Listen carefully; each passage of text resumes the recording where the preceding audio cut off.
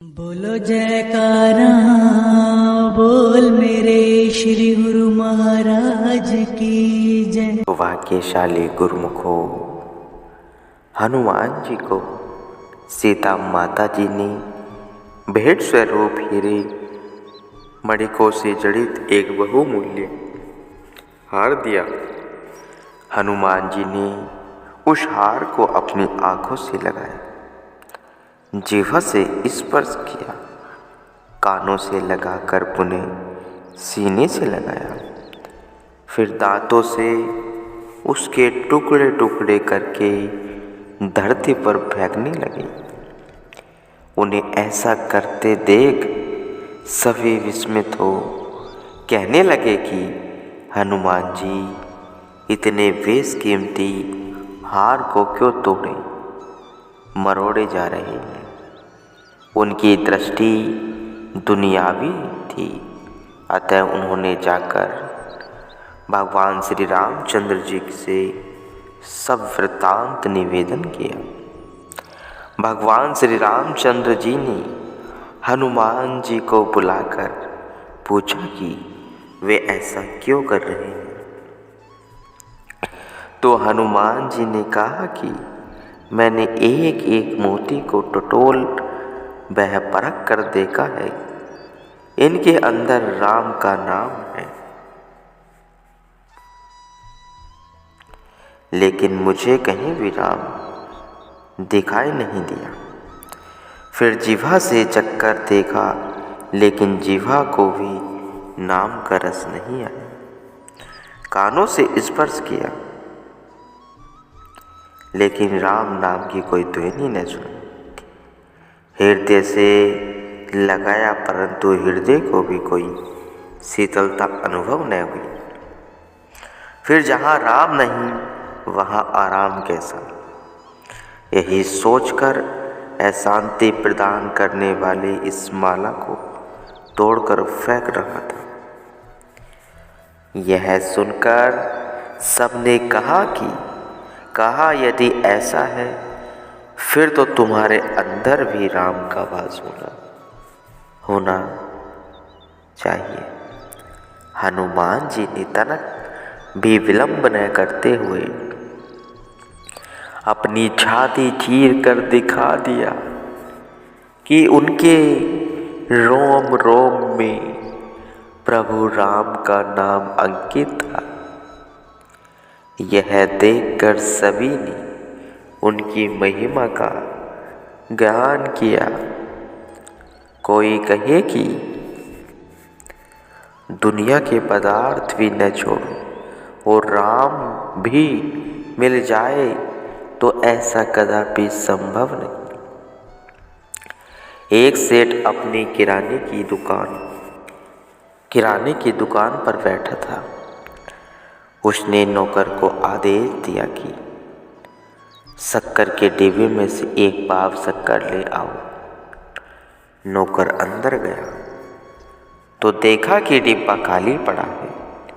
अंदर से ही बोला कि सेठ जी, इस डिब्बे में तो राम का नाम है। दूसरी जगह देखने पर भी वहाँ कुछ न मिला। जहाँ कुछ न हो वहाँ राम का नाम होता है।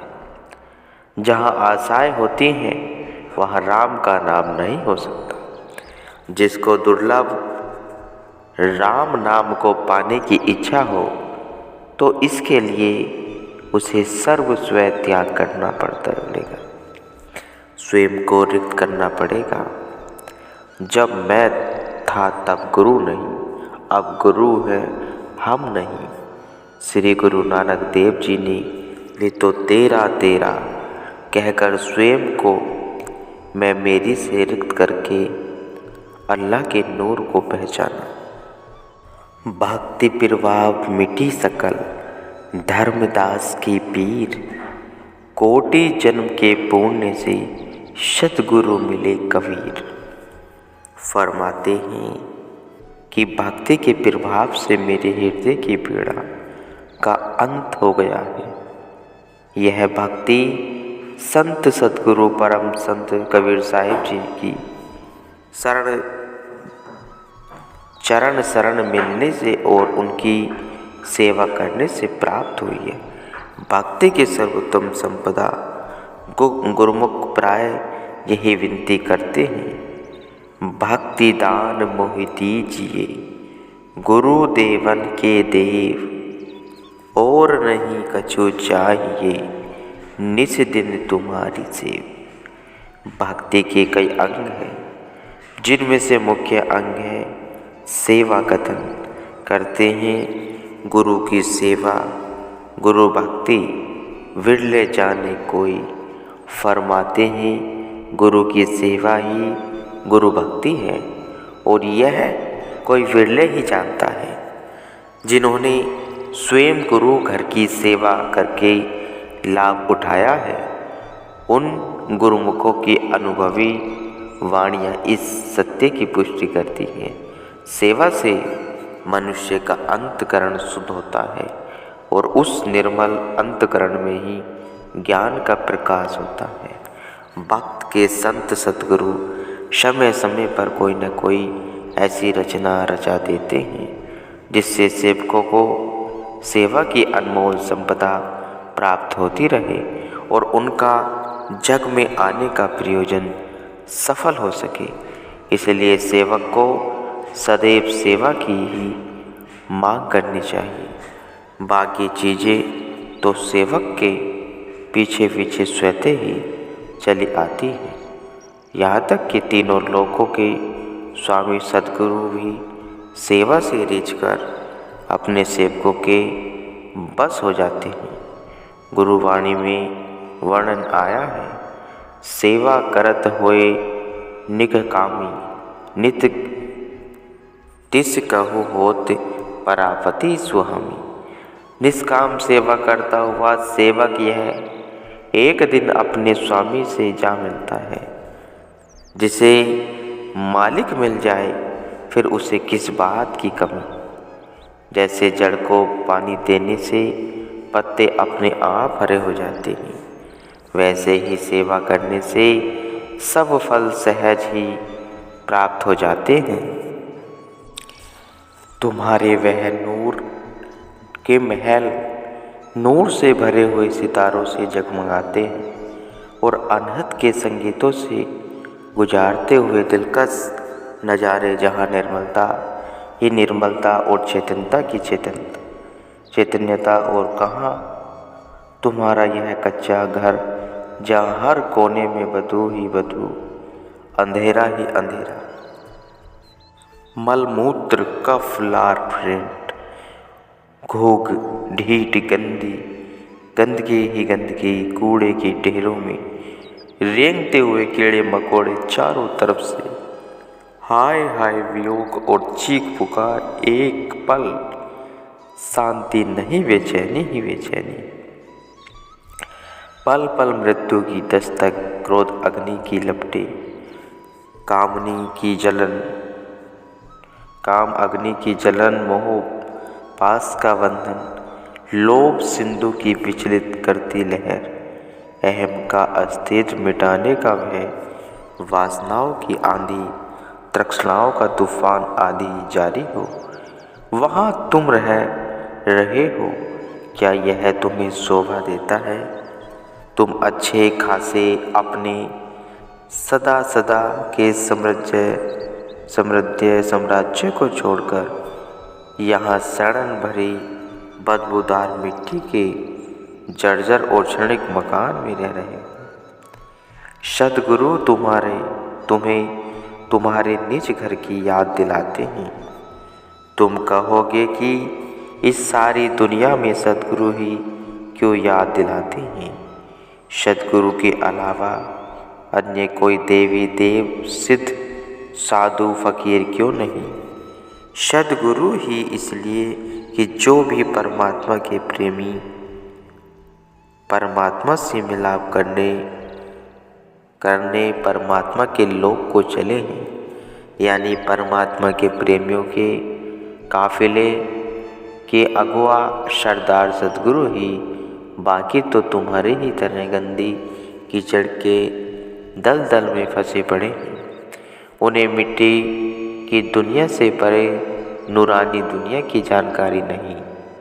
उस मूल घर की खबर तुमको भी होनी चाहिए थी, परंतु तुम्हें वहाँ से यहाँ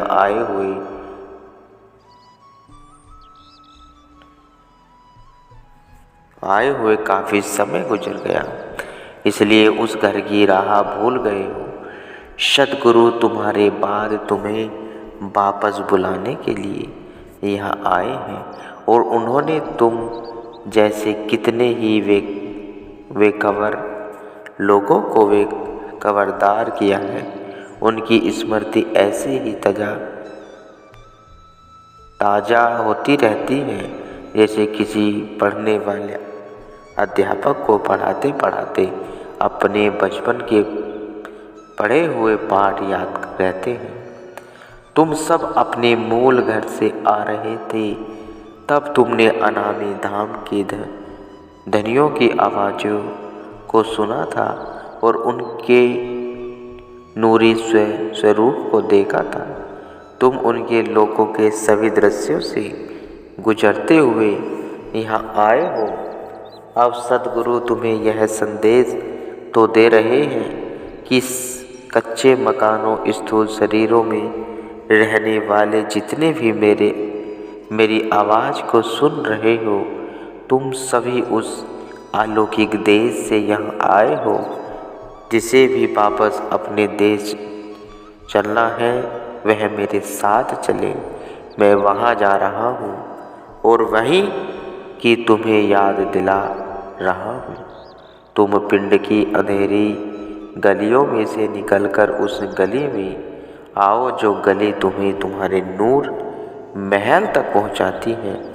जहाँ तुम रह रहे हो यहाँ गुप्त अंधेरा ही नहीं, यहाँ दुर्गंध युक्त वातावरण भी है। जहाँ की दूषित हवा तुम्हें बीमार कर रही। जो गली तुम तक पहुँच रही है वह गली बाहर से गंदगी की खींच रही है। जब वह गली गुदा जनेंद्र मुख, आँख, कान, नाक बाहर से दूषित वातावरण के दूषित तथ्य विषयों को समेटती रहती है, तो उस दूषित विषयों की गंध के आसपास तुम रहते ही हो। दूषित वातावरण के आसपास रहते रहते तुम भी दुर्गंध में रहते रहते दुर्गंध सहने के अभ्यासगत हो गए हो। तुम्हारी नाक दुर्गंध और सुगंध की परख करने की शक्ति को नष्ट कर चुकी है। बदबूदार गलियों के क्षेत्र से निकलकर मेरे साथ ऊपर चलो ताकि तुम अपने लोक के महक और रोशनी देख सको। अंधेरी गलियों के साथियों को छोड़ो, यह तो इस गंदगी से ही पैदा हुए हैं और इस गंदगी में ही मर जाएंगे। जानते हो, गोबर का कीड़ा गोबर की गंध को ही सूंघ कर मस्त रहता है और उस गंध को ही अपने जीवन का आहार बना लेता है। फूलों की सुगंध से उसे नुकसान पहुंचता है, यानी बेचैनी होती है।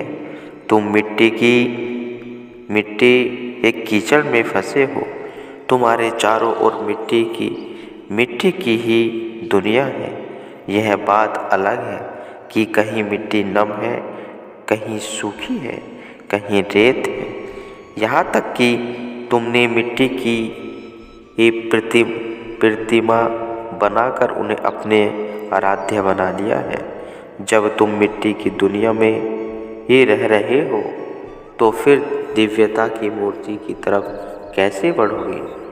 सुनो, सद्गुरु की आवाज़ को पहचानो और अपने आसपास की मिट्टी की दुनिया से ऊपर दिव्य दुनिया की ओर बढ़ो। तुम मिट्टी के स्थान और मिट्टी के देवों को मिट्टी में ही पड़े रहने दो। उठो और मिट्टी की दुनिया से ऊपर दिव्य दुनिया में घुसो। दिव्य दुनिया रूहों की दुनिया है। रूहों की दुनिया मिट्टी की दुनिया से भिन्न तरह की दुनिया है। गुरुमुखो।